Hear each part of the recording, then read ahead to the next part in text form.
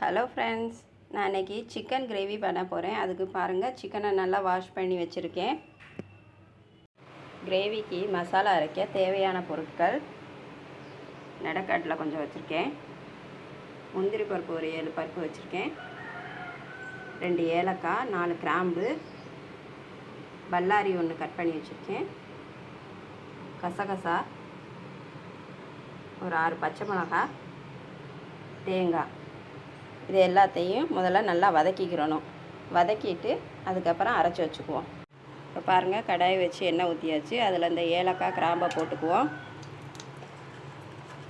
அது கூட கொஞ்சம் சோம்பு போட்டுக்குவோம், ஜீரகம் கொஞ்சம், இந்த கடலைப்பருப்பு இருக்குல்ல, நெடக்கடலை, அதையும் போட்டுக்குவோம். இந்த முந்திரி பருப்பு, கசகசா, வெங்காயம்,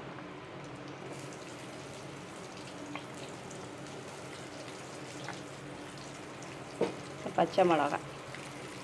இப்போ தேங்காயும் போட்டாச்சு. இதையும் நல்லா வதக்கிக்கிடுவோம். இப்போ நல்லா வதங்கிருச்சு பாருங்கள். கருகாமல் இந்த மாதிரி நல்லா வதக்கிக்கிடுங்க.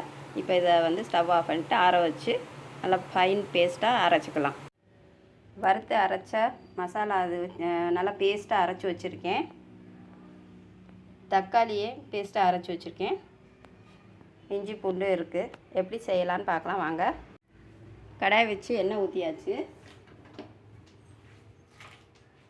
இப்போ இதில் ஒரு பிரியாணி இலை, பட்டை, அன்னாசி பூ,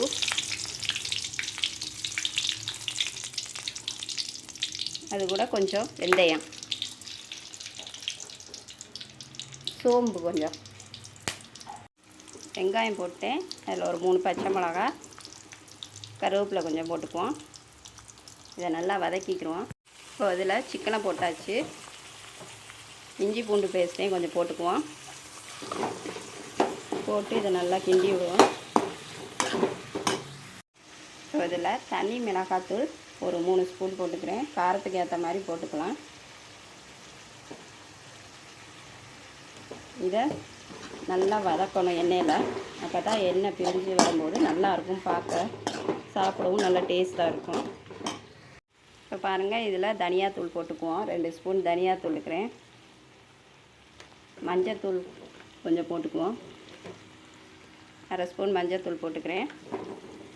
தேவையான அளவு உப்பு,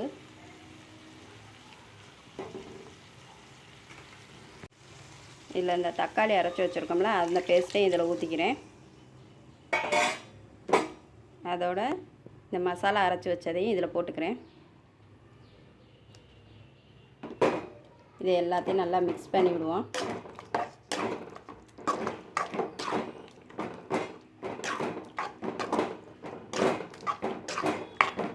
இப்போ இதுக்கு தேவையான அளவு தண்ணி ஊற்றிக்கலாம்.